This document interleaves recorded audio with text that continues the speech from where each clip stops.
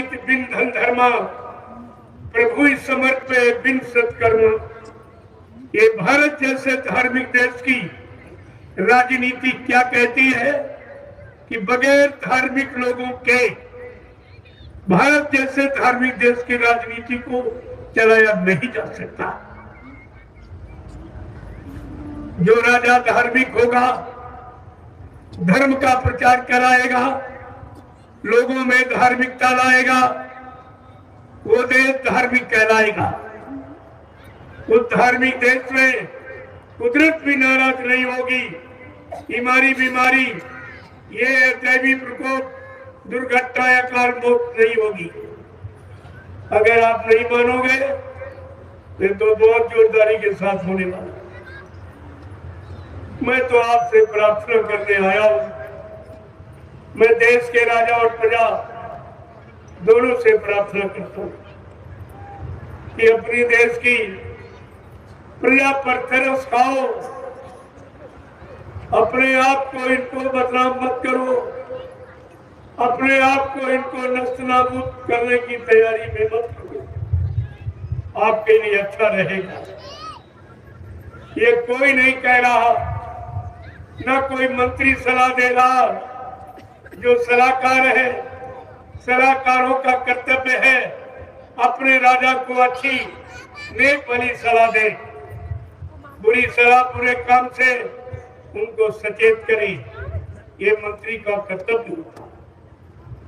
महाभारत में आपने देखा कि कोई कहने वाला नहीं था, सब चुप हो गए।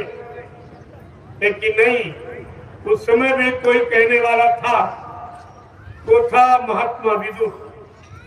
ये महात्माओं का काम हमेशा सचेत करने का है, समय से सही सच्ची जानकारी देने का। ये देश में महात्माओं का कर्तव्य किसी का, और आपको भी एक चीज समझिए। महात्मा विदुर ने कहा था, ऐसे धर्मी राजा के राज्य में काम नहीं किया। उन्होंने इस्तीफा दे दिया था। आज किसी मंत्री ने इस्तीफा दिया? इतनी हत्याएं हो रही, इतना अधर्म हो रहा, इतना पाप हो रहा, इतने टैक्स बढ़ाए जा रहे, इतनी महंगाई बढ़ाई जा रही, इतनी बेरोजगारी, नौजवान बच्चे सड़कों पर घूम रहे, यानी मतलब जिनके पास कोई काम नहीं है। जिस देश का नौजवान बच्चा बेरोजगार रहेगा, वो देश कभी तरक्की नहीं कर सकता, कभी विकास नहीं कर सकता, क्योंकि काम करने की एक उम्र होती है और इनकी उम्र सड़कों पे जा रही है। इतना तो तरफ होना ही चाहिए, इतनी हमदर्दी तो होनी चाहिए, लेकिन कोई नहीं सोच रहा तुम्हारे लिए। तो तुम ही इनके बारे में क्यों सोचो? तुम इनके बारे में एक बार क्यों नहीं निर्णय ले लेते? तो समझ में आ जाए कि भारत की जनता जाग गई। एक जागरूकता का परिचय दे दो। यही काम तुमने पहले किया था तो 350 वर्ष मुसलमानों ने राज भारत हिंदुस्तान पर किया। तुम्हारी कमी के कारण तुम नहीं जाग पाए थे, तुम फिर सो गए। मुट्ठी भर अंग्रेज आए, हिंदुस्तान को 250 वर्ष गुलाम बना के रखा, और फिर तुम सो गए हो। और 70 साल से ये नेता तुम्हारे पर राज कर, तुम सोते रहोगे। कब जागोगे, कब चेतोगे, कब होश में आओगे? जो परमात्मा ने परीक्षण का यंत्र तुम्हें बुद्धि दी है, उसका प्रयोग तुम कब करोगे? न अपने लिए कर पा रहे हो, न देश की जनता को। और को ये सब सोचना पड़ेगा। अभी तो मैं प्रार्थना कर रहा हूं, आगे वो समय आ रहा है, किसी को बख्शा नहीं जाएगा। अन्य महात्माओं ने तो बहुत सख्त संदेश दिया। कल मैंने आपको बताया था कि संत रविदास जी, जो मीराबाई के गुरु थे, उन्होंने अपनी ज्ञान पोथी में एक भविष्यवाणी लिखी आज के सैकड़ों साल पहले, और उन्होंने कहा है कि भारत में अवतारी होगा जो अति विस्मयकारी होगा, ज्ञानी और विज्ञानी होगा, वो अद्भुत सेनानी होगा। ऐसा सेनानी जो तीर तमंचा भाला बर्छी बम नहीं फेंकेगा, अपनी वैचारिक क्रांति के द्वारा देश दुनिया में परिवर्तन करके दिखा देगा, परिवर्तन करके दिखा देगा। ऐसा अद्वितीय विलक्षण वो सेनानी होगा। आगे क्या कह रहे रविदास जी, वो ऐसी महाशक्ति, ऐसा महापुरुष जो भारत में जन्मा है, वो एक अनोखी लीला करेगा जो लीला धरती पर किसी ने कभी नहीं कर पाई। क्या करेगा? जीते जी कई बार मरेगा, जीते जी कई बार मरेगा, चंदम भेष में वो विचरेगा। देश बचाने के लिए होगा एक आवाहन, युग परिवर्तन के लिए चले प्रबल तूफान, तीनों ओर से होगा हमला। देश के अंदर जो ही घपला, सभी तरफ कोहराम बचेगा, कैसे हिंदुस्तान बचेगा। आज समस्या हिंदुस्तान को बचाने की, प्रेमियों लूटने की नहीं, बचाने की है।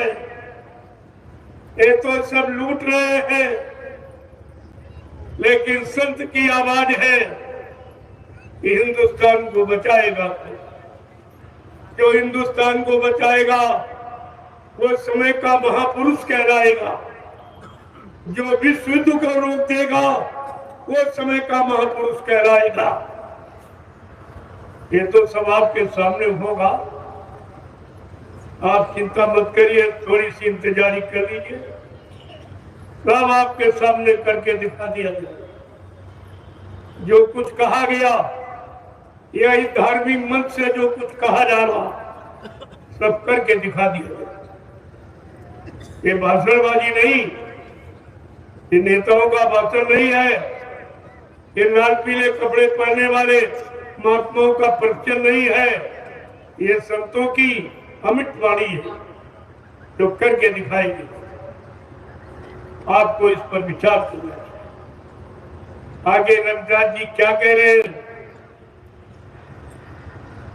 कि जिसने भारत मां सताई, जिसने इस भारत माता को लूटा है, इस पर अत्याचार, अनाचार, पापाचार, भ्रष्टाचार, मांसाहार खुलेआम करने का आदेश दिया है, वो कौन है? नेता, मंत्री और अधिकारी, इनको जान बचाना होगा भाई। एक दिन ये मैदान छोड़ के भगेंगे, अपने अपने घरों में छिपेंगे, लेकिन वो महापुरुष क्या करेगा? ढूंढ ढूंढ कर बदला लेगा, सब हिसाब चुकता कर देगा। इतने बचने वाला कोई नहीं है।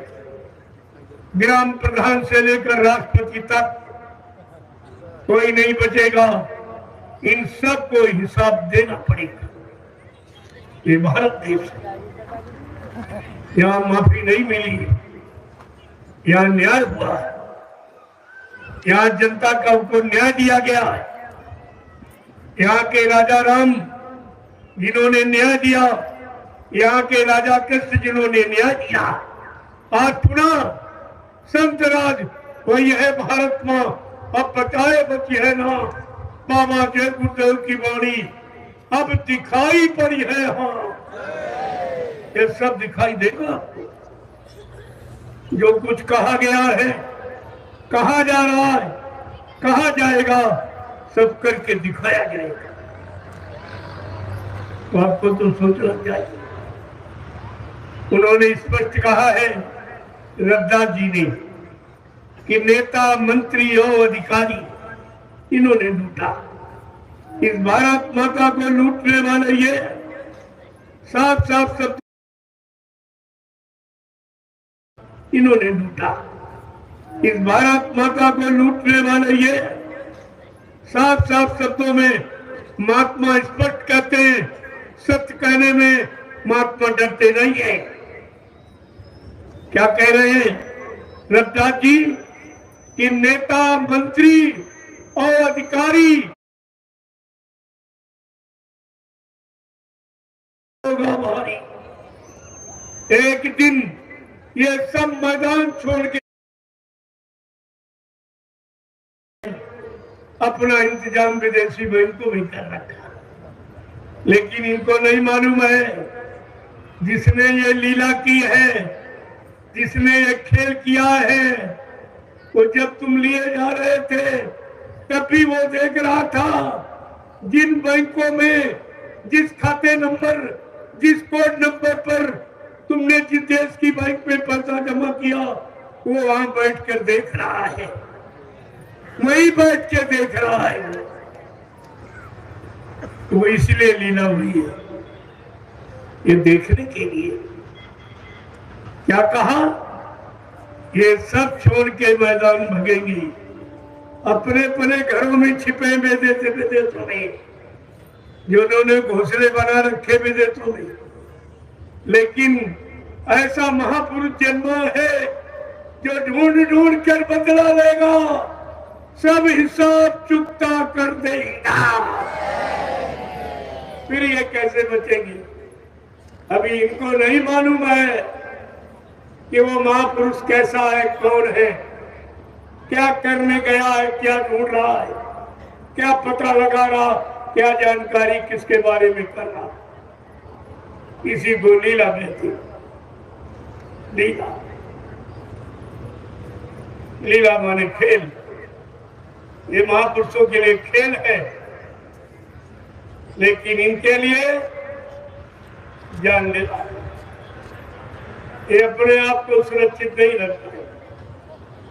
इनको पछताना पड़ेगा जब देश की जनता के सामने इनके गुनाह, इनके दोष, इनकी चोरी, जब सोने की, चांदी की और हीरे की और रुपए पैसे धन दौलत की जब खोल के रख दी जाएगी, तब ये कहां छुपेगी, कहां छुपेगी? कैसे कह पाएंगे कि मैंने नहीं चोरी की? तब समझ में आएगा कि मैंने कितना गुनाह किया, अपनी प्रजा के साथ कितना धोखा, कितना धोखा। और क्या रविदास जी ने कहा, इटली से कोराम बचे, सैकड़ों साल पहले कहे और घटना घटी। ये कोरोना इटली जैसे मांसाहारी मुल्क से चली थी। ये मांसाहारी मुल्क से बीमारी चली और मांसाहारी इसमें मरे, शाकाहारी कोई नहीं। इसलिए आपको बचने बचाने के लिए शाकाहारी बनने की प्रार्थना की।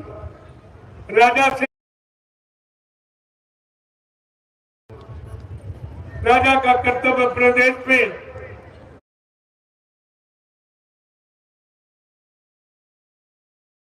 काम तक पहुंचा दे।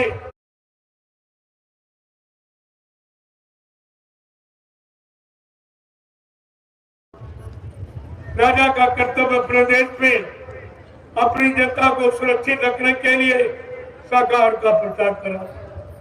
महात्माओं की बात को लोगों के कान तक पहुंचा दे ताकि भारत की जनता की सुरक्षा हो।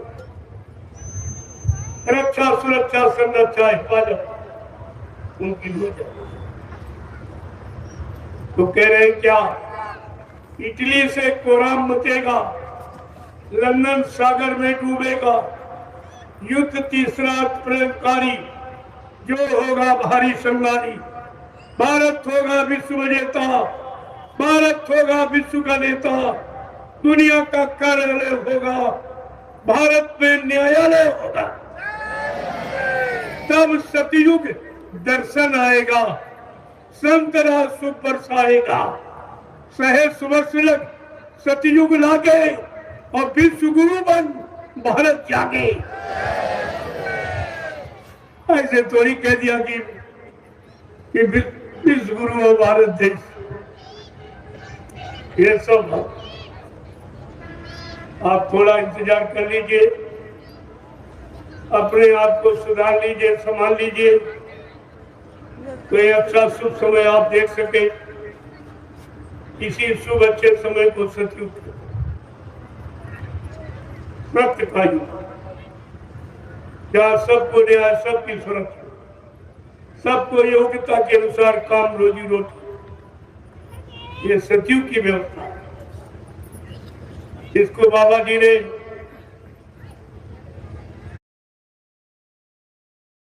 मैं कलयुग को भगाऊंगा और सतयुग को लाऊंगा, सबको न्याय, सुरक्षा, रोजी रोटी की व्यवस्था बना के दूंगा, सबको शाकाहारी बनाऊंगा, सबकी जीवात्मा को जगाऊंगा, परमात्मा से मिलाऊंगा।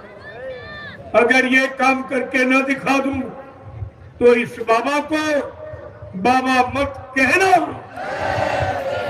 प्रेमी संत महात्मा कभी झूठ नहीं बोलती, जो करते हैं वही कहते हैं, जो करना चाहते हैं उसी को पहले बताती। और आपको ये जानकारी इसीलिए दी जा रही, हिंदुस्तान की धरती पर रहने वाला कोई व्यक्ति ये न कह सके कि बाबा जी ने हमको बताया।